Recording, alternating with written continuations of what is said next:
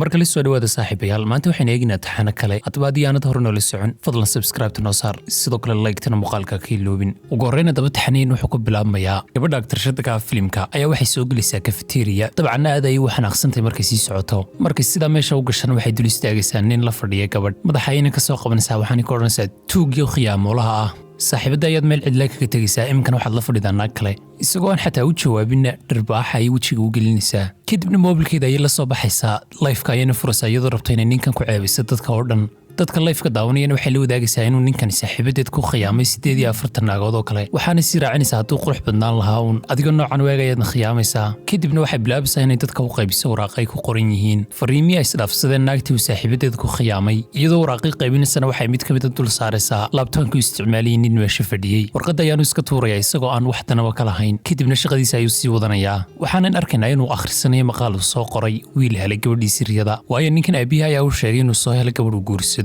haddii uu soo heli waayo inuu iska iloobo sheeriska uu ku leeyahay kambaniga weligiina aanu kambaniga ka noqonayn madax sidaa awgeed ayana sekretariyadiisa ugu keentay fayl ay ka buuxaan magacyada gabdho fara badan kuwaasoo la rabo inuu ka dhex doorto gabadhii uu dooran lahaa haddaba waxa qosolaba in faylka ay ugu horraysa gabadhan meesha qastay ee meesha taagan iminka ee ming lagu magacaabo sidaa markuu sawirkeeda iyo magaceeda iskugu eegana wuxuu arkayaa inay tahay gabadhan ag taagan ee ninka iminka u hanjabaysay waxayna ka soo jeedaa faamili ku dheereeya martial artska waxa laga yaqaano amaba feerhfeerhkii dagaalka dadkii dul taagnaa ee doonayay inuu kala doortana wuxuu sheegayaa inuu doortay gabadha uu arkaya iminka markay gurigeeda sidaa u tagtana waxayna arkaynaa ninkii ay u hanjabisay oo biyo ku shubay kadibna ka cararay kadib gabadhan waxay arkaysaaba ninkii meesha fadhiyo hor taagan waxaanu ka odhanayaa ming ma tahay adigu waxayna ka odhanaysaa ayaan kale ahaan lahaa waa laftarkeedii waxaanu ka odhanayaa isoo raac markay sidaa meesha uga soo baxdo waxay arkaysaaba in ninkan gaadhigiisa ay jabisay iyadoo dagaal ku jirta kadib waxay ka odhanaysaa magdhowga aad rabtaa waxay gaadhaysaa malaayiin baan u malaynayaa kadibna intuu sidaa uu eegu odhanayaa haddii aad noqoto saaxiibaday wan iskiiloobiya waxaan o dhan wax magdhowna kaama qaadayo kaadhkiisa ayaanu afka u gelinaya isagoo u sheegaya inuu la soo xidhiidho oo ama ay ogolaato inay magdhowga u samayso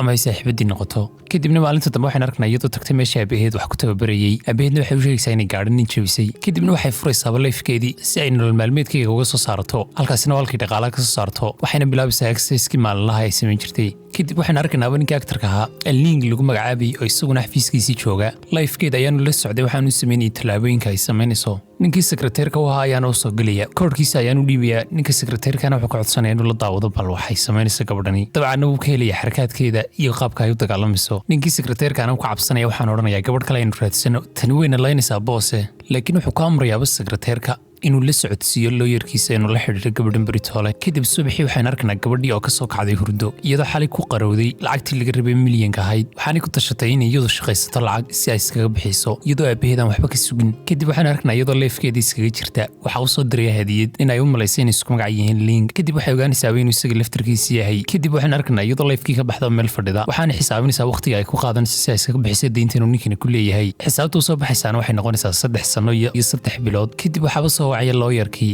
waxaan uu sheegayaa waqtiga loo baahan yahay inay ku bixisa lacagta milyanka ahi inay tahay 3 bilood oo keliya dhulka ayaana la wareegaya waxay samaysanay garan waaysaa ugu dambeynna waxay iska go'aansanaysaa in la hadasho ninkii ling lagu magacaabayay markii sidaa u wacdana wax ka qabanaya sekreteerkiisii isagoo sheegay inuu mashquul yahay oo welibana ay sugto 2 cisho kale laakiin waxay xanaaqaysaa waxayna ugu imanaysaa ofiska raggii meesha joogana way laynaysaa ling laftarkiisana kursi ayay ku fadhiisinaysaa waxaanay ka odhanaysaa waan ogahay inaad guursanayso warkanu ii soo gaadhay ee aniga mahadiid ahaan baad ii qaadanaysaa mise waxaagu marka horeba been bay ahaayeen wuxuu ka odhanayaa bal xaaladda deji oo dib u baxayn wada hadalne kadib dib ayay uga istaagaysaa waxaan uu sheegaya wax walba oo jiroojiso isna wuxuu ugu jawaabayaa waan ka helay maskaxdaada iyo qaabka aad u fikirayso waxaan uu sheegaya inay fahamtayba qorshaha isagoon la wadaagin waxay odhanaysaa marka hore maxaad sidaa waxay ku sheegi weyday wuxuu haddii aad marka hore fahmi lahayd wax walba way dhammaan lahayn iminka ugu dambayntana waxay ku heshiinayaan inuu lacagta amahdana ka dhaafo iyaduna ay u matasho saaxiibadii kadib waxay tegayaan meeshii xafladda waxaanu dadka o dhan la wadaagayaa in gabadhan ay tahay saaxiibadiisa cusub markay meesha soo istaagtana mikrofoonka ayuu qabsanayaa gabadhana si waaliya ayuu ammaanayaa isagoona u jeeda islaanta aabihii qabo oo iyaduna meesha fadhiday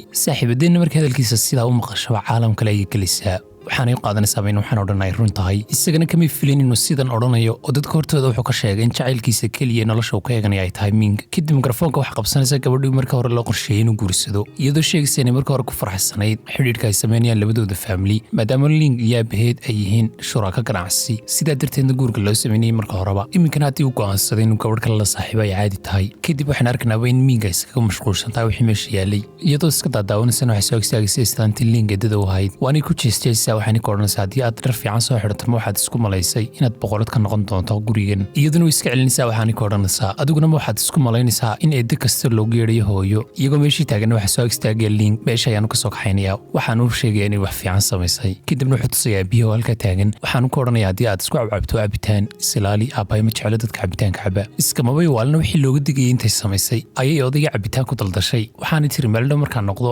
xaaska wiilkaaga waad jeclaan doontaa waxaanad ogaan doontaa bay u raacanaysaa in wiilkaagu gabadh fiican soo doortay kadibna markay xafladdu dhammaato waxaan arkaynaa Lingos waxa dambe meel iska fadhida waxaanay ka fikiraysaa markii xafladda joogtay iyo hadalladii uu lahaa ninka lagu magacaabo Ling laakiin marka dambe madaxa ay qabsanaysaa waxaanay odhanaysaa halkaad isku dhiibaysaa waxani waa heshiisay istaji kadibna saaxiibadeed oo taleefon la cararaysa ayaa u soo gelaysaa waxaana tusaa in wararka lagu soo qoray inay iyadu tahay gabadha uu guursanayo Ling saaxiibadeedna waxay u sheegtay in wararka lagu soo qoray gabadhani sababta ninkan guursanaysa inay tahay lacagtiisa kaliya waxaanay kula talinaysaa inay arrintan xaliso inta aan waalidkeedu arag laakiin saaxiibadeed waxay ka odhanaysaa arrintu way fududahay life ayaan geliyaa wax walbana halkaas ayaan ku sharaxayaa markay istiraado life galna waxay arkaysaa in akoonkeedu laga xidhay Ling ayayna wacaysaa taleefankiisu laakiin uu xidhnaa maadaama waqtigaas ku jiray shir waqtigaana islaantii aabihii qabay iyo inankeeda ayaa ku eedeynayay inuu ninkana shirkadda hoos u dhigay fadeexadna uu geliyey waqti hore dhacday aabihiina Ling ayuu ku qayliyey meesha ayaana laga wada tegey isagoo keligii fadhiya laakiin waxay soo gelisay gabadhii Ting lagu magacaabayey ee hore loogu talagalay inay isguursadaan Lingna waxay u sheegaysaa inay aabaheed la hadlayso waxyaabaha jiroo dhanna uu xalinayo laakiin wuxuu arkaya wejigeeda waxaanu ka odhanaya wejigaaga maxaa ku dhacay waxaanay u sheegaysaa inay gashay qalliin wejiga ah si ay iskugu ekaysiiso walaashii jacaylkiisana ay ugu guulaysato isagoo yaaban waxa soo wacaysa Ming waxa jiroo dhanna way u sheegaysaa kadib markuu taleefanka dhigo Ting wuxuu la socodsiinaya inuu tagayo Ming laakiin way diidaysaa wayna ku adkaysanaysaa ugu dambayntana wuxuu sheegayaa wixii dhacay 10 sano ka hor inay iska ilowdo iyo weliba arrintii walaasheed ka dhexaysay iyaduna aanay noqon karin walaasheedoo kale kadib waxaan arkaynaa Ming oo u yimid ninkii ay maalintii hore garaacday ee saaxiibadeed khiyaamay isagoo saaxiibadii markan wata waxaan u yimid inuu ka argoosto laakiin markay soo weeraraan dhammaanba way garaacaysaa laakiin markay ninkii garaacdo mid ayaa soo kacaya isagoo sila wax ku dhufana waxaa iskaga dhigaya Ling oo meesha soo gaadhay waanu difaacaya waxaanu sheegaya inay saaxiibadii tahay markay gaadhiga soo wada karaanna waxaan arkaynaa iyadoo aad u warwarsan waxayna weli ka yaaban tahay qaabkan uu ixtiraamayo mar walbana difaacayo laakiin mar kaliya waxay ogaanaysaa inuu yahay isagoo qofka artikalka soo daayay waxaan ugu talagalay inuu faamilkooda ku xarqaladeeyo isagoo ka dhigaya sheekadooda mid dhaba laakiin way xanaaqaysaa waxaanay odhanaysaa ma sababtaasaad sumcadayda ugu tumanaysaa dadkuna imika waxay iga aaminayaan bay odhanaysaa qof la iska wato oo lacag raaca maadaama sheekadooda adiga ay heshiis tahayna imika qofkii guursanaya ma jiro ayay odhanaysaa haddii adiga tagto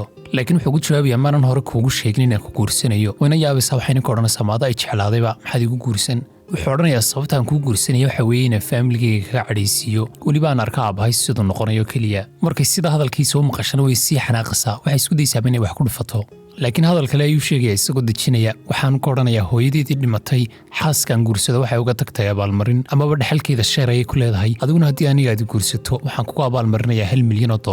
intays yara adkaysay odhanaysaa wax walba ma waxaad moodaysaa lacag yani kugu dhaanu lacagtaan jecelahay laakiin hadalka wuu sii wadaya waxaanu ka odhanayaa balka war haddaan 12 milyan kaaga dhigo aabbahan aan ka badbaadiyey in kilaabka laga qaado maadaama aabaheed faqiir uu kusoo dhacayay haddii kilaabka laga saara manaadiga kadib ugu dambaynta bayna ogolaanaysaa waxayna odhanaysaa waay goormayna isguursanaynaa waanu kaxaynaya waxaan u geynayaa faamilkiisii oo marka hore baan iyada jeclayn markay sidaa u galaanna iyadoo ka xaraabsanaysa waxay ka odhanaysaa iska waran adeer sidoo kale islaantan waxay ka odhanaysaa eedda iska waran adiguna aabihiina intuu istaagu xanaaqaya waxaan ka odhanayaa wixii aan ku heshiinay wadilowday gabadh gebigeedu u ciyaalana anigeedii hor keenaysa ayuu ka odhanayaa Lingna wuxuu isku dayaa inuu meesha ka kaxeeyo iyagoo sii socdana islaanta ayaa ka daba odhanaysaa war gabadhani kuuma qalanto aad bayna kaaga hoosaysaa ee maxaad ku fashay kadibna intuu soo jeestuu jawaabaya waxaan ku odhanayaa adiguba markaad aabbahay guursanaysay waxaad guursatay isagoo wiilkiisu 14 jir yahay islaantiina way isku khajilaysaa wayna aamusiisaa laakiin aabbihi ayaa u hanjabaya waxaan ku odhanayaa hadaad gabadhaa guursato kambanigiiga waan kaa saaraya dibna uguma soo noqonaysid Lingna odayga wuxuu sheegayaa inuu ogol yahay wax walba oo gabadhan dooran doono laakiin aabbihi wuxuu ku qaylinayaa in beri laga bilaabo kambanigiisa uu maamulayo walaalkiisa ka yari laakiin walaalka ayaa meesha soo gelaya waxaanu ka odhanayaa Ming walaalkan way iskaga soo tago anigay dooro kamana qowmin doonta haddaad doorato laakiin waxay ugu jawaabaysaa ciyaal baad tahay intaad caana cabto oraska seexo anigu kaliya Ling ayaan jecelahay bay ka odhanaysaa lacagtan iyo waxaanaad ka hadlaysana uma baahni Ling laftarkiisana wuxuu la yaabayaa qaabka ay wax u jilayso kadibna meesha uu ka kaxaynaya qolkiisii ayaan u geynayaa waxaan u sheegay inay caawa halkan seexan doonaan birina ay meesha iskaga tegayaan kadib saaxiibadeen Marya ay iska soo bedelaysaa markay soo noqoto waxay arkaysaa Ling oo garankiisa ka bixiyey garabkana ka dhaawacan maadaama ay ku dhacdo ushii iyada lagu wada ka difaacay markii waxayna soo qaadaysaa xanuunbiinsi ay u mariso marka dambena dhinaca fadhiga ayay u cararaysaa waxaanay odhanaysaa halkan ayaan seexanayaa waxaana iska ilaalinaysaa weliba islaanteedada u ahayd dhinacna way ka hurdaa dhinacna islaanta ayay ka eegaysaa mar keliyana sidii filisay ayaa noqonaysa albaabku qof soo garaacaya waxaana u cararaysaa dhanka sariirtiisa dusha ayayna kaga dhacaysaa kadib waxay ogaanaysaa qofka albaabka garaacayay inuu ahaaba islaantii shaqaale oo meesha taagnayd kadibna dib ayay isaga saaraysaa meesheeda ayayna seexanaysaa maalintii ku xigtana waxaan arkaynaa Link oo meesha xafiiskiisa fadhiya ninkii sekretarkiisa aanu dul taagay waxaana uu sheegayaa sekretarka in aabihii hadaladan uu ka noqon doono oo ay qof kambanigiisa ugu maamulay sidan anugu ugu maamulo ma helayo iyagoo hadalkoodii wata waxay halkaa daaqada ka arkayaanba Ming oo ku jimicsanaysa beerta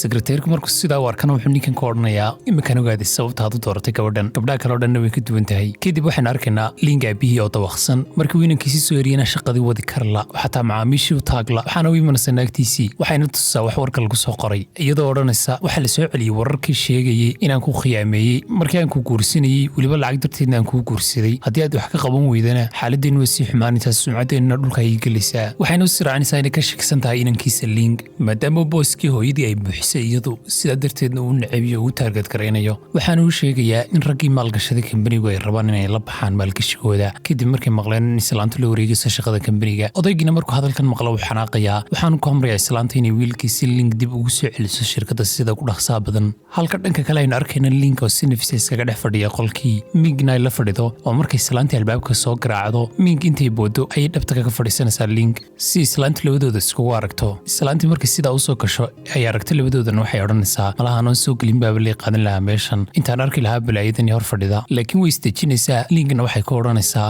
wiilkaygii waan ku dhaaranayaa arrinta guurkii lagula rabay fikradiisa anigu maan lahayn oo welibana xataa in shirkadda lagaa saaro talada anu maan soo jeedin iminkana kaale kambanigii waan kuu daynayaabee maamul adigu buuggii faamilka aad dalbatayna waaba kaasi qaado marka intaad tidhahdana way iska baxaysaa Minkana yaab ayaa ka soo hadhaya markay aragto ninkana wixii uu rabay oo dhan uu helay isagoo aan far dhaqaajin waxaanay weydiinaysaa maxaad ku filaysay buugga faamilka wuxuu ugu jawaabayaa guurkeenna ayaanu rabay wayna u qaadan waayeysaaba oo yaab ayaa ka soo hadhaya laakiin haddana waxay hoos iskugu odhanaysaa yaan ku doqomaysan ninkani waxaana oo dhammina waa heshiis fune ninkanina wuxuu rabaa inuu helo sheerkii hooyadii oo qudhe haddana waxaynu arkaynaa islaantii oo la fadhida gabadhii tiinka lagu magacaabayey waxaanay ka codsanaysaa inay Link jacayl ku abuurto laakiin waxayba u sheegaysaa inay isdhiibtay iyadoo aan isku dayinba waxayna u raacinaysaa inuu gabadha waalan guursan doono hadday arrinta aabaheed soo dhexgelin weydo haddana kadib waxaynu arkaynaa Ming oo aabaheed soo wacay waxaana uu sheegay inuu ogyahay ninka ay la socoto ee aan weliba isagu ka warqabin markay taleefanka ka dhigtana waxay bilaabaysaa calaacal iyadoo saaxiibadeed u sheegaysay in aabaheed aan u dhaafin oo uu dili doono dardaarankeedana iska sii qoran doonto isla markiibana waxa u imanaya Link oo u sheegay inuu raacayo aabaheed waxayna ku tiri ma xume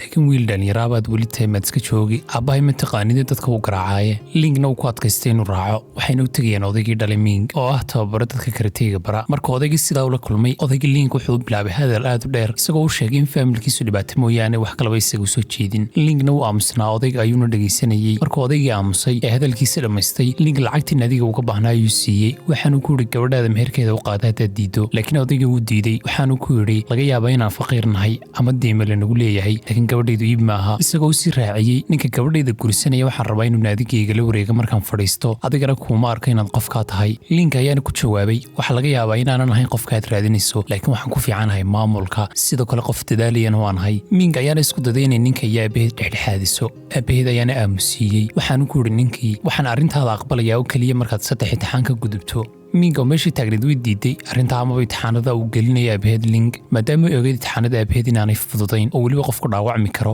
Link ayaana si kalsooni leh u aqbalay imtixaanada odaygan uu soo bandhigay imtixaankii ugu horreeyay ninkan laga qaaday wuxuu noqday inuu diirka ka qaado 300 oo basala imtixaankana si fiican ayuu uga soo baxay waana ku guulaystay imtixaankii labaad ayaana loo gudbiyey imtixaanka labaadna wuxuu noqday inuu harada biyo ka soo qaado 2 baaldi oo waaweyn ayaana dusha loo saaray kolba uu soo qaadayay waan ku noqonayay Mingana meesha ka daawanaysay waxay arkaysay inuu si adag u shaqaynayo waxaanay u maleynaysay in waxaan oo dhan uu sameeyo sidii uu heli lahaa saamiyadii hooyadii Linkna kadib aabaheed waxay ka codsanaysaa inuu ka kala joojiyo intaa ugu ekaysiiyo laakiin odayga wuu diidayaa Link laftarkiisana waxay ka odhanaysaa jooji isaguna wuu diidayaa oo wuxuu sheegayaa inuu rabo inuu dhammaystiro si uu iyada u guursado aabaheed ayayna hor istaagaysaa waxayna u sheegaysaa xataa haddii ku guuldaraysto inaanay guursanayn qof aan isaga ahayn markuu aad u daalin dhulka ayuu ku dhacay isagoo ku qaylinaya inuu diyaar u yahay imtixaanka saddexaadna wuxuu noqday su'aalo la weydiinayo su'aashii ugu horreysay odayga weydiiyeyna waxay ahayd adigoo gabdho fara badan heli karayo gabadhayda ka fiican maxaa gabadhaydan kugu saliday ee aad ku dooratay Linkna isagoo si daacad uga jawaabaya wuxuu ugu jawaabay gabdho fara badan oo caan ayaa jira laakiin kuwaas waa gabdho aan wax naxariisa lahayn qofka dan ayay u soo raacaan oo keliya sida lacagtiisa laakiin gabadhaadu waa gabadh naxariis badan waa gabadhaad adag welibana aad ayaan u jecelahay waxaan rabaa inaan guursado odaygina Link hadalkiisa uu ku qancaya waanu qancinayaa waxaan ku odhanayaa gormayna arooska ka dhignaa Linkna isagoo faraxsan ayuu ku odhanayaa berri baynu ka dhigi karnaa haddaad doonto laakiin odaygu is adkaynaya wuxuu odhanayaa may aroos ma jiro ilaa aad naadiga kabtan ka gaadho markaana aad muujiso inaad igala wareegi karto shaqada. laakiin odaygu wuxuu sheegay inuu imtixaankii ku guulaystay, qaabka uu dhaqmayna uu ka helay. odayguna Ling wuxuu kula talinaya inuu gabadhiisa ilaaliyo daryeelo mar walba, maadaama uu sheegay in gabadhiisa ay dhibaatooyin fara badan soo martay. subax dambena waxaan arkanaa odaygii oo ku wareejinaya Ling buugga lagu qoro dadka gursida ee faamilkiisa. Ming hooyadeedna waxay u sheegtay Ling inaanay wax lacag ka rabin oo inanteeda siiyo wixii lacag hadhay. waxa kaliya ay ka rabaan inay tahay inuu inantooda ilaaliyo kaliya. Mingkanna markuu arkay qaabkii loo dhaqmayaan wuxuu ogaanayaa in faamilku ay kalsooni buuxa isaga ku qabaan. laakiin markay gaadhiga sii saaran yihiin wuxuu ka fikirayaa bal ka waran gabadhu ma xanaaqi doontaa maadaama faamilkooda kusoo wareejiyeen marka labadooda mid walba uu dariiqiisa raaco, maadaama guurkan uu yahay guur aan dhab ahayn oo uu rabo inuu lacagtiisa ku helo. kadibna isagoon fikirkiisa dhammaysanba Ming waxay u soo celinaysaa lacagtii meherka uu bixiyey, iyadoo u sheegaysa in lacagtan aan iyadu xaq u lahayn maadaama waxaan aanu haynba wax dhaba. isaguna uu ku qasbaya waxaan ku odhanayaa at least waxaad u haysataa magdhow ahaan maadaama faamilkiin markay ogaadaan ay aad u xanaaqayaan arrintan. waxaanuu sii raacinayaa xataa faamilkiinu buuggii ayay ugu soo wareejiyeen, guurkana si dhaba ayay u qaateen. kadibna saaxiibadeen way qoslaysaa, waxaanay odhanaysaa ugu dambeyn waxaan noqonayaa milyaneer. laakiin wuxuu ka odhanayaa markaynu isguursano imika ma aha ayaad lacagtaada helaysaa. markaasoo aan ka soo qaato islaanta didaya lacagtaydii dhaxalka. dabcanna hawsha ayay gudagaleen, guurkooda ayayna qabanqaabiyeen. 2 fargal ayaanu soo qaaday iyagoo sawir iskaga qaaday waxaana dhigan Facebooka, isagoona ku qoray ugu dambeyn heshiiskii guurku uu dhammaystirmay. kadib Ling gurigooda ay aadayaan, intayna gelinna Ming waxay xasuusinaysaa in waxaan oo dhamma ay yihiin ciyaar, sidaa darteedna aanu kaga faa'iidaysan karin inay xaaskiisa sharciga tahay waxyaabo maalayacni aanu samayn doonin. laakiin intuu ku qosol odhanayaa imika wixii ka dambeeya inaad ugu yeedhaa ninkaygii maadaama aan noqday ninkaaga dhabta ah. laakiin Ling kama warqabin waxa guriga gudihiisa ka socda. gudaana waxaa ku jiray Ling aabihii iyo weliba Ting aabaheed. Ting aabaheedna wuxuu xasuusinayay inay gabadhiisii hore u dhimatay iyadoo Ling ka badbaadinaysa inuu qarqoomo sanad ka hor, imikana uu jeclaan lahaa inuu gabadhiisan kale ku daro wiilkiisa. odaygina wuxuu ka odhanayaa aad ayaan u jeclaan lahaa inaan gabadhaada ku daro gabadh ka fiican Ting oo aan wiilkayga ku dari karaana ma jirto. iyagoo wada hadlayna waxaa soo gelayaba labadoodii wada socda. markay sidaa usoo istaageenna Ling wuxuu la soo baxayba buuggii guurka, waxaanu tusay aabihina uu xanaaqayaa waanu caayayaa. meeshana way ka wada tegayaan odaygii kale iyo isagu, waxaana meesha kusoo hadhaysa Ting oo keliya. Tingna si caadi ayay dhawanka uga dhunkanaysaa, waxayna ka odhanaysaa nabadgelye maadaama aad guursatay. kadib Ling dibadda ayuu baxaya, waxaana meeshii kusoo hadhaya Ming iyo Ting. kadib Ting waxay isku dayday inay Ming ku dhaldheesho, waxayna ka odhanaysaa waynu wada ognahay anigiyo adiguba in sababta keliya ku guursada ay tahay inuu saamiyadiisa helo. hana iska waalin bay ku odhanaysaa ninkan adiga kuma rabe, gordho markuu saamiyadiisa kugu helana wuu kaa tegi doonaa, aniga ayaanu dhankayga soo mari doonaa bay ku odhanaysaa. Ming ayaana isku daysay inay istifaacdo, intay gacanta saa uga qabatay ka odhanaysaa bal muraayadda isku eg, waxaanaad ogaan doontaa sababta uu ninkaygu anigii guursaday. meeshana way iskaga tegaysaa Ting oo keligeed meeshii ku oyeysaa. kadib waxaan arkanaa Ling islaanteedida u ahayd oo wiilkeedii kale Ling walaalaha ayaan la tashanaysaa. waxaanay ka odhanaysaa waa inaad rag soo karaysataa si ay Ming u garaacaan, halkaana laga arkay inaanu Ling difaaci karin xaaskiisa. kadib Ling wuxuu kaxaynayaa Ming isagoo soo baryaygiisa, waxaanu sheegay inay halkan ku noolaan doonaan inta uu ka helayo sheerkiisa. waxaanu soo tusaya qol weyn oo uu habeeyay iyada, aad ayayna ugu farxaysaa alaabteedii oo dhan ayuu wada dhigay qolkan. waxaana dareemaysaa inay fasax ku maqantay amaba ay dalxiis ku jirto markay aragto qolka iyo sida uu habaysan yahay. dabcanna farxaddeedu way sii kordhaysaa markuu weydiistay inay ugu yeedho jacaylkeedii keliya markay cidlada yihiin aanay dadku arkayn. kadib ninkii sekreteerka u ayaa u soo gelaya, waxaanu u sheegayaa in walaalkii uu kambanigii qasayo, qasabna ay tahay inuu taga ka soo gaadho. kadib Ming ayuu imanaya, waxaanu u sheegay inay guriga sii joogto kahor horena uu soo noqon doono. markuu ka tagana dibadda ayuu soo baxaysaa iyadoo odhanaysa anigu rabaa inuu gurigeyga ku xidho. markii dibadda u soo baxdana nin ayaa ka hor imanaya, waxaanu u sheegaya inuu ninkeedii soo diray ama Ling iyadoo usoo diray. gaadhi ayaanu saaraya, markii gaadhigii sidaa u korto waxay ugu tegaysaa warar fara badan. raggana shab waxaa soo dirtay islaantii. kadib waxaan arkanaa Ling oo gurigii soo galay, islaanta ayaanu ku tiri ka waran xaaskaaga cusubayd. markiibana wuxuu fahmay inay wax damacsantahay, waxaanu u cararay dhankii guriga si uu Ming usoo eego. laakiin wuxuu arkay iyadoo raggii garaacdo xidhxidhay oo xataa fideeyo layfa ka duubanaysaba. isagoo naxsanna meeshuu soo gaadhaya waan kusoo cararaya, waxaanu ka odhanaya maxaad kusoo baxday gurigaan kuudhaha ka soo bixin. laakiin waxaa ka odhanaysaa stiji hana dhayalsan xirfadayda, waayo waxaan haystaabay tiri suunka madow ee martial artiska ama feerhfeerhka. waxaanay ka odhanaysaa imka aad ayaanu faraxsanay maadaama islaanteedada ku hayd ay daawanayso sidaan raggii ay soo dirta u galay. guriga ayaanu dib ugu celiyey, waxaanu ka raaligeliyey wixii ay islaanta ku samaysay. sidoo kale wuxuu ku yidhi waad aragtaa markii koowaad ba khatar ayada la kulantay markii aad anigii guursatay, maadaama islaantaa lay dabadhigo mar walba anigay bartilmaameedsato. waxaanu ka odhanayaa waan ku furayaa sida ugu dhaqsaa badan leh, mana rabo inaad dhibaato kale la kulanto. markaa saamiyadeyda sidaa u helana furiinkeena ayaa dhacaya, hooyada ayaanad iskaga tegaysaa. laakiin saaxiibadeed markay sidaa u maqashay waa lagu furayaa, wejigeeduu isbedelay, waxaanay u muuqatay inaanay rabin furiin. iyagoo halkii farfadhiyana waxaa uu soo geliyay ninkii sekreteerka ahaa. Lingna wuxuu la socodsiinayaa in la diiday in loo soo daayay saamiyadii hooyadii ku lahaa ee dhaxalka. sababtaa waxaa la sheegay in shuruudo aanay weli dhammaystirin, waayo shuruudaha waxaa ka mid ahaa in gabadha uu guursado Ling Ming ay dhaxasho silsiladii hooyadii. Lingna markuu hadalkaas sidaa u maqlo dhulka ayaa la wareegay wuxuu sameeyay inuu garan waayaa maadaama aanu meel ka ogaan silsilada ama aanu garanin meel ay taalo. Laakiin waxa markaliya hadal la soo booday Ming waxaana uu sheegtay in Ting ay ugu hanjabtay amaba ay ku xujiisay inay isaga guursan doonto iyadana ay ku shaksan tahay in silsilada hayso. Iyagoo aan hadalkii dhammayn waxaaba soo gelisay Ting laftirkeedii waxaana odhanaysaa qolkan ayaan jiifsanaya caawa. Mingna sirriteeda ay ka qaadaysaa xataa waxay ka qaadanaysaa baalkeedii ay ku ciyaarisay. Mingna way xanaaqaysaa dibadda ayaan iskaga baxaysaa. Kadib Ling ayaa kornay Ting silsilada igu soo wareeji laakiin waxay ka odhanaysaa sidaa uma fududa waayo silsiladan walaasha ayaa hooyadeed ka dhaxashay aniguna iyadan kasii dhaxlay markay dhimatay. Laakiin waxaad ka ogtahay bay ka odhanaysaa inaan nimankaanu silsiladii hayo waxaa laga yaabaa inuu tuug xaday ama walaashayba ay sidaa kula dhimatay. Subaxa dambe markuu Ling soo kacana wuxuu ku warhelayaa in Ming ay ku noqotay gurigii waalidkeed. Markiibana wuxuu go'aansaday inuu gurigoodii tago. Markuu xaafadooda tago waxaa ka hor imanaysa hooyadeed waxaana u sheegaysaa inay soo xanaaqday sababtaa waxay sheegtay in Ting aad siisay baalkii ay ku ciyaarisay ama teddy bearkeeda ayay odhanaysaa. kadibna saaxiibkeen uu yaaba waxaan odhanayaa gabadhan ciyaalka maxay ahayd. kadib iyada ayuu raadinayaa si uu ogaado waxa qaldan waxaanay ka odhanaysaa gurigaaga ayaan kaaga yimid sabab kale ayayna u sheegaysaa waxaanay ka odhanaysaa cimilada ayaa xumeed sida darteed ayaana guriga uga yimid. kadibna wuxuu arkayaaba inaanay aad u cadhaysnayn xaaladan ay khalad fahamtay oo keliya. kadib meel ayuu la fadhiisanayaa waxaan uu sheegayaa waxa isaga iyo Ting ka dhexeeya waxaan odhanayaa aniga iyo Ting waxba nagama dhexeeyaan. dhanka kalena waxaan arkaynaa ninkii sekreteerka u ahaa oo iyada saaxiibadeed la hadlaya waxaanu kula talinaya inay kala qabato markay islaayaan mar dambe. kadib saaxiibadeed halkaa waxay ka ogaanaysaa in Ling uu jecel yahay Ming. kadib Ling waxa uu isku dayaa inuu Ming u sharaxo jacaylkiisa hore iyo gabadhii hore ay isjeclaayeen gabadhaasoo ahayd gabadhan Ting imika walaasheed. wuxuu kale u sheegayaa in silsiladan imika la raadinaya ay hooyadii samaysay intaanay dhiman ka hor.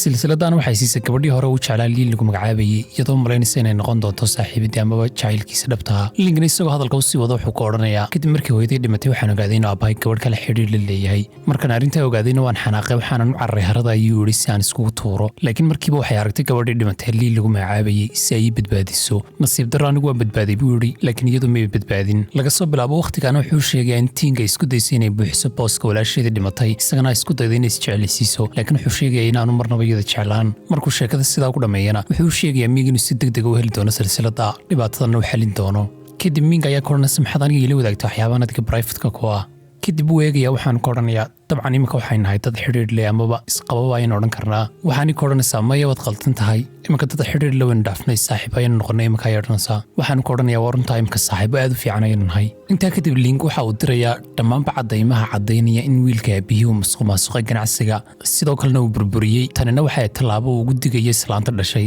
si aanay mar dambe xaaskiisa u daandaansan. kadib habeenkii waxaan arkaynaa Ming oo la kulmaysa Ling iyo saaxiibkii Stephen. saaxiibkii Stephen wuxuu ka helayaa gabadhan wiil aad u qosol badan ayaanu ahaa. saaxiibkiina wuxuu ka odhanayaa doorasho fiican ayaad samaysay gabadh fiicanna waa dooratay. kadibna waxaan ogaanaynaa in wiilkan uu yahayba wiilkii ay Ling hooyadii hore u korsatay. islaantuna wiilkan markay soo korisay aad ayay u taageertay ugu dambeyn wuxuu noqday nin caana oo nashqadeeya dahabka. Mingna ninkan hore ayuu taqaanay maadaama caan yahayba. kadibna waxaan arkaynaa Ming saaxiibadeed oo meesha ka shaqaynaysa. markay sidaa u aragtana albaabka ay la istaagaysa cabitaankii loogu soo dhiibay gudahana ma soo geliso. wiilkan Stephen ayaana arkaya Ming iyo Ling markay meesha ka tagaana gabadha ayuu tagayaa waxaan weydiinayaa sababta ay u soo geli weyday. waxaana u sheegaysaa in Ming ay saaxiibadeed tahay welibana ay ka qarinaysa inay meeshan ka shaqayso sababtaana ay u soo geli weyday markay meesha fadhiday. kadibna wuxuu ugu jawaabayaa laftarkayga waxba kuma dhaamo oo nolosha aynu la halgamaynaa lacag dheeraad ayaan ugu darayaa lacagtii ay ku shaqaynaysay oo bakshiish ayuu siinayaa. Ming saaxiibadeedna wiilkan aragtida koobaad ay ka helaysaa waxaan arkaysaa inuu yahay wiil naxariis badan. sidoo kale wuxuu la wadaagayaa inuu og yahay guurkan beentahay labadooda ay ku jiraan. markay gurigii tagaan Ming iyo Lingna Ming aad ayuu xanaaqaysaa wayna ku qaylinaysaa waxaanay ka odhanaysaa maxaad ugu sheegtay guurkeenu inuu been yahay ninkan saaxiibkaa.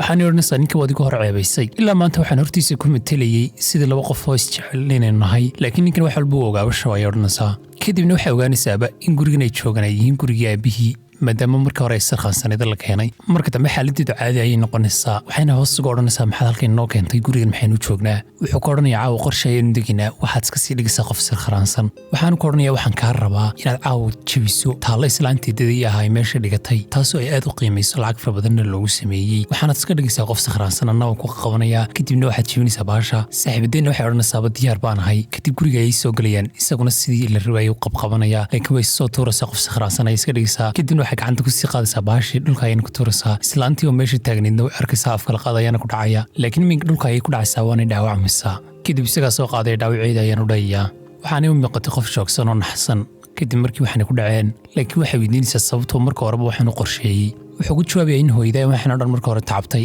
aabihiina aanu xaq u lahayn in gabadh kale ku guursado islaantaasina ay kadib iska dhigtay inay waxaan iyadu leedahay waxaan u sheegay inay birtoola dadka u sheegi doonaan inay saaxiibo keliya yihiin waxaanoo dhan ay ahaayeen waxay matalayeen miigna subaxii salaad hore way kaxaysaa waxayna u tegaysaa odaygii waxayna u geynaysaa baalkii kale jabay qaaliga ahaa waxaanay ka odhanaysaa sidaad waxaan u ilaaliso inaad inankaaga dareenkiisana u ilaalisay ahayd iyadoo si raacinaysa waxaa tahay qof ganacsi ahaan guulaystay laakiin aabba fashilmay ayaa tahay kadibna way iskaga imanaysaa iyadoo isku daysay inuu ka fikiro waxa ay u sheegtay in kale wax uu ku qaato waxaana iska imanaysaa halkii naadigooda ku yaalay ee aabaheed wax ku tababarayay halkaana waxay kula kulmaysaa saaxiibadeedna waxay ka yaabaysaa sidai u faraxsantay waxaanay ka odhanaysaa maxaa ka dambeeya farxadaadan waxyaabo fara badan ayay u sheegaysaa laakiin sababta dhabtaa waxa weeye in iyada iyo ling aanay keliya ahayn saaxiibo ee waxyaabo kale u dheeray jiraan laakiin saaxiibadeed waxay u sheegaysaa inaanay si raacin ama guurkoodu uu ahaa mid been oo feyga hadalkan ay isku leeyihiin waxaa meesha ka maqlay si tiinga oo taagnayd wax walba markay sidaa u maqashana waxay u caysaa islaantii iyadoo u sheegaysa wixii ay maqashay oo dhan islaanta marka hadalka sidaa loogu sheegana tiinga waxay u sheegaysaa in haddii ay hal wax samayso uu lingiyada hore ka guursanayo dhanka kalena waxaan arkaynaa islaantii markay taleefonka dhigto waxay sidoo kale wacaysaa Stephen oo ay kala hadlaysaa arrimaha shaqada wiilkeedana waxay u sheegaysaa inay abeed kusoo qanacsan in Stephen shirkadooda ka shaqeeyo haddii kale ling meesha laga saarayo odayga markuu tagana odaygu waa aqbalaya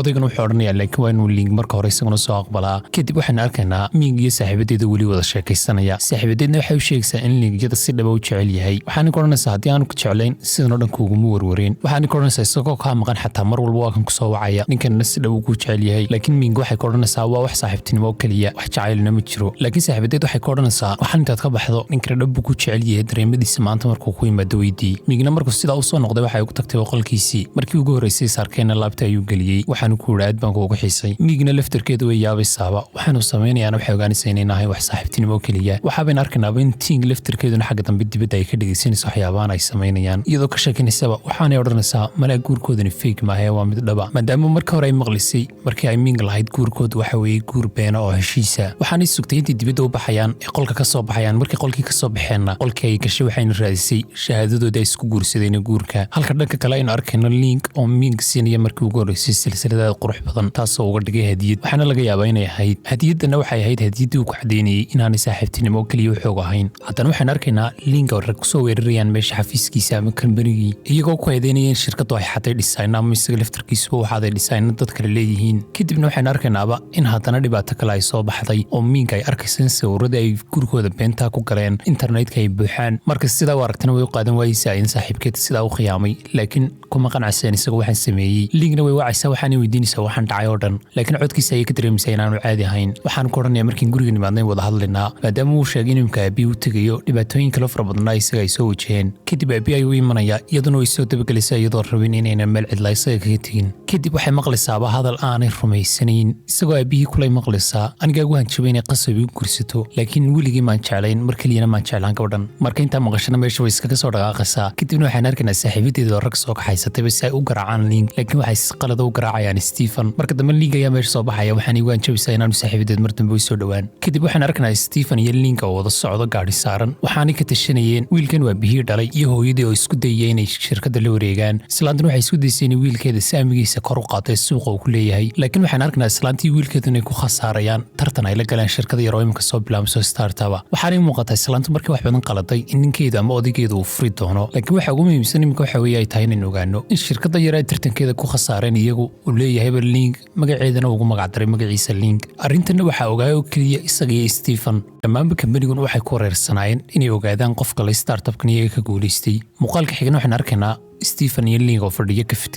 kafeteriyadan oo ah kafeteriyadii ku dhex taalay naadiga uu leeyahay mink aabaheed halkana wuxuu yimid sidoo xaaladda u dejiyo minkna wax walba ugu sheego labadooduna dibadda ayay fadhiyaan minkna inta hore oo dhan waxaa ku jirtay gudaha laakiin way ishayn waayeysaa ugu dambayntana way u imanaysaa waxaanay ka odhanaysaa maxaa halkan ku keenay markuu gudaha sidaa usoo galana wax walba uu sheegayaa hadalkana marka hore iyadaa bilaabaysaa waxaanay ka odhanaysaa waxaan rabaa inaynu ku joojino halkan sheekadan yara liidatay aynu wadno laakiin marka dambe way ishayn waayeysaa wayna ilmeynaysaa waxaanay odhanaysaa adiga waxaan odhan ciyaar bay ka hayn laakiin si dhabaan kuu jeclaaday laakiin qalbigeediga jabisay markaan hadalladaada aabbaha ku lahayd maqlay iminkana maadaama adii sheegtay wax walba waa tahay waxaan rabaa inaan sheekada halkan ku joojino sidoo kale waxay u raacinaysaa inay rabto inay isfuraan sidii ku dhaqsaa badan leh laakiin markuu hadalkeeda sidaa u maqlo isaga laftarkiisuna ishayn waayaa waxaan u qiranayaa inuu isaguna si aad u jecel yahay weliba aanu ka maarmi karin oo aanu la-aanteed noolaan karin markay hadalkiisa maqasho labadoodaba laabtay isgelinayaan halkaasayna ku heshiinayaan ugu dambayn wixii dhex yaalayna wuu ku dhammaanayaa waxaan uu sii raacinaya inaanu mar dhaba rabin inuu iyada dib u furo ugu dambayna waxaan ogaanaynaa kadib markay dhibaatooyinkaas oo dhan dhaceen link wuxuu go'aansaday inuu shirkadda iskaga tago kadib isagoo la kaftamay wuxuu ming ka odhanaya maxaad imka adbayahaysa anigaa soo wada arkaysaa shirkaddiina waan ka tegey waxay ka odhanaysaa istaji wax walba anaa ku haya waxaan ahay gabadh aad u awood badan sidoo kale ninkayga garabkiisana aniga istaagaya warwarin waxay kaloo si raacinaysaa anu waxaan ahay qof influencer oo caana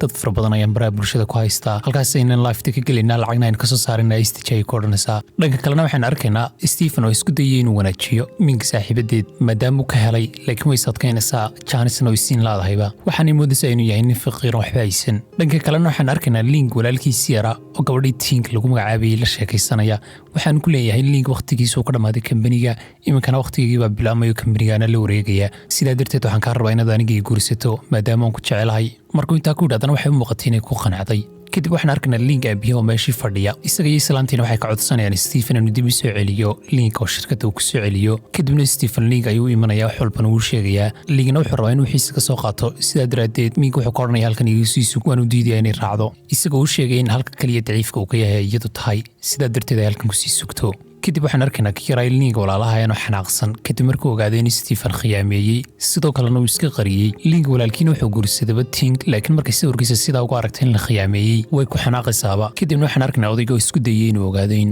dahabku feeg yahay iyo in kale waxaan ogaanaya inuu feeg yahay markuu sidaa u ogaadana wiilkiisa yar ayuu hanjabaya inuu dili doono laakiin odayga waaba isxajin kari waaya wadnahaaba xanuunaya dhakhtarka isagoo yaallaya in arkaynaa laakiin inankiisa link ayaa u imanaya inkasta odaygu aanu inankiisa si fiican ula dhaqmin haddana waa aabihii uun wuxuu ugu imanaya dhakhtarka waxaan uu sheegayaa inuu ka xadgudbo hooyadii oo uu iibsaday maxaa yeele wuxuu sheegayaa in isagoo faqriya ay kasoo saartay nolosha faqriga lacagtan imka waa haystana iyadoo ay siisay laakiin maxaad uga abaalgudday buu ka odhanayaa wuxuu kaloo soo raacinaya markii dambena adigaaba xanuunka ku riday oo dartaaba ay xanuunsatay sidaasayna u dhimatay odaygana wiilka wuxuu ka odhanayaa iminka laakiin waxbaa warwarin lacagtan oo dhan anigaa qaadanaya maadaama aad iminka jeefto odaygana wiilka uu raaligelinaya waxaan ka odhanaya garaali noqo wax walba aan sameeyey iyo inaanan adiga mar walba ku qiimeyn jirin laakiin odayga marka dambe wuxuu qiranayaa in kambanigiisii gacmo nabada uu ku jiro oo wiilkiisu si fiican u ilaalin doono xataa hadduu dhinto sidoo kale wuxuu kala talinaya odaygu in walaalkiisa yarna u naxariisto isla waqtigaasna waxaan arkaynaa wiilkii yara hooyadii aad u canaananayso islaanta fikirka keliya kusoo dhacayna waxay noqotay inay lacagtii ninkeeda la cararto oo ay ka baxsato waddanka laakiin markii ay istiri sidaa uu sii tagba waxaa meesha soo gelaya link oo uu imanaya waxaanu ka odhanaya idda halkaad u baxsanaysaa kadib islaanta isfoorinayso arkaya waxaanu ka odhanaya imka waan ku xidhi karaa oo booliska waan ku dhiibi karaa maadaama aad fashilantay laakiin anigu sidaas samayn maayo dadka waaweyn sidaa kuma sameeyo odhanaya waxaa keliya ku xodsanayaan waxay noqonaysaa inay waraaqaan furiinka saaxiida aabihiina ay sidaa kaga tagto ugu dambeyn islaantu danteeda way garanaysaa waa inay saxeexaysaa waraaqaa sidaan wuxuu faamilkooda kaga saaraya islaantii dhibaatada wadatay ee aabihii iyo isagaba nafta ka jartay ugu dambeynna waxaynu arkaynaa in link iyo ming bay ku nool yihiin nolol aad farxad badan laakiin ay wax siira bedeleen linkna imka uu la wareegay meeshii aabaheed isaguna uu ka yahay kabtanka ugu sarreeya ee naadiga halka dhanka kale ming ay noqotayba madaxa shirkaddii uu lahaa isagu shirkaddiisa ayaanu madax uga dhigay maadaama isagu imka halkan kabtan ka yahay noloshoodana aakhirka halkaas ayay ku dambeysay haddaba waxaan ka codsanaa haddii aad ka hesheen taxanahan inaad channelka subscribe saartaan sidoo kale like-tan aanad muuqaalka la dhaafin haddii aad dalkan soo gaadhay aad baad mahadsantiin